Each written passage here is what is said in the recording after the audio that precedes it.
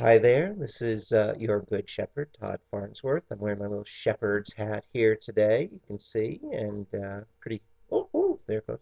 And I hope you like that. I'm here to talk to you today about the Lost and Found rotation that we are going to be looking at over the next month, pretty much the month of February. And to begin with, it should be noted that Jesus is talking, it tells the stories of the shepherd or the person who loses his one sheep out of 100 and the woman who loses her coin. He tells those stories because the Pharisees, the religious leaders, are all complaining about the fact that he's been going out inviting people to dinner, to have dinner with him.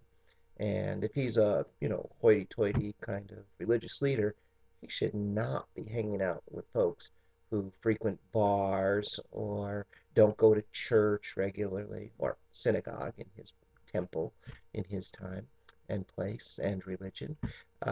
He shouldn't be doing those kinds of things, and they're not too happy with him because he's setting a bad example.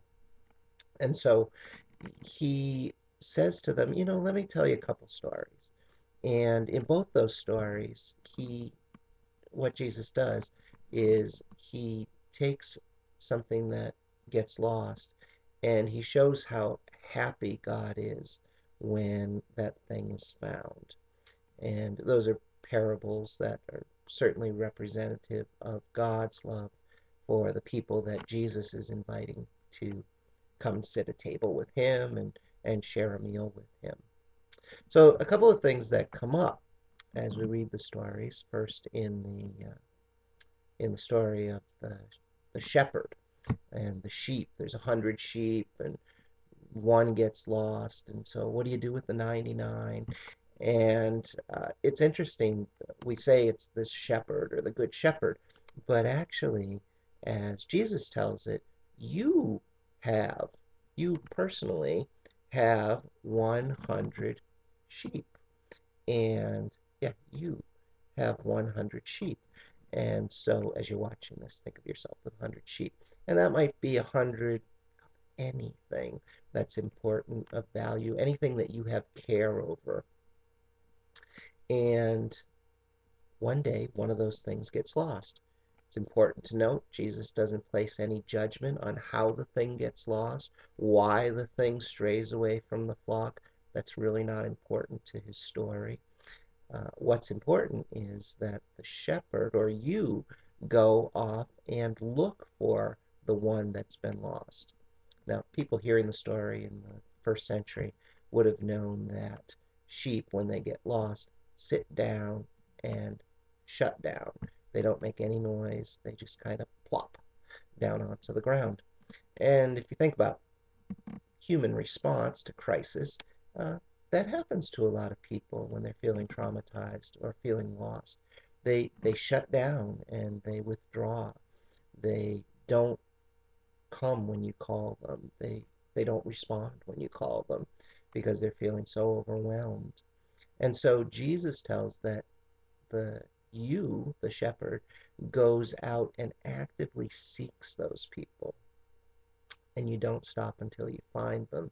And when you find him or her, the sheep, it, uh, you rejoice and you're so glad that you finally found them. You don't admonish them, say, if you'd been better, you wouldn't have strayed away, or, it's your fault, or there's not blame involved in the stories, either of the stories. What there is just rejoicing that that which was lost has been found. And I think that's an important model for us in the church, one that I'm not sure, well, no, I am sure we don't always practice. I know I don't always practice it. And it's something that this story is certainly going to stimulate me to do, to go out and more actively seek the people who have shut down and turned off from church. Not sure exactly how to do that. Maybe you have some ideas. Please post them under this video. I'd be glad to look at them and figure out if it's something I can implement, or maybe it's something you can implement. The second story is the story of the lost coin. Again, the woman loses, one coin, and there's a lot in the literature that talks about Oh, these were very special coins. These were coins that came from a wedding headdress that Palestinian women wore, and they represented good luck and good fortune and God's blessings upon the household. Uh, Jesus does not make that distinction in the story. That's something that's been read into it, and it's really just a coin as far as he's concerned. And given the first story, I would rather doubt that the coin had any significance except to the woman that she wanted to find it. And so she sweeps her house, and houses then did not have windows, so it would have been very dimly lit, and she would have been sweeping hard, just waiting to hear that tinkle, tinkle, tinkle of the coin on the floor when she found it. Again, she rejoices. She gives great joy when she finds the coin, and she celebrates so extravagantly that she invites her whole family and friends. The whole community comes in to celebrate that she's found the one coin. The tagline is that, and that's how God does it. When one sinner, when one person who's considered a dreg turns around and returns to community, or is found and welcomed back into community, God and all the heavenly hosts celebrate. So this month should be a month of great celebrations, and hopefully in your Sunday school classes you can talk about how kids at school can look for the kid who is feeling left out, who isn't the most popular. Maybe they can sit with them at lunch. Maybe they can talk to them in line or when they're in the halls or out on the playground. Invite them to be part of the gang. Um, and if the kid is somebody who is a lost sheep, who's being kind of cast aside, you can reassure them that there are people out there who are looking for them.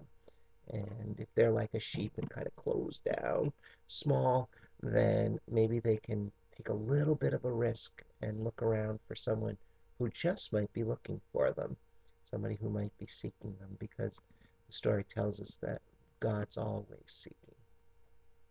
All right, I think those are the things I need to tell you. I hope that's helpful along with the paperwork that I sent you. Please post any of your thoughts and comments underneath this video on our Facebook page or in the Christian Ed discussion board. That'd be great. Thanks a lot, and Good Shepherd signing off.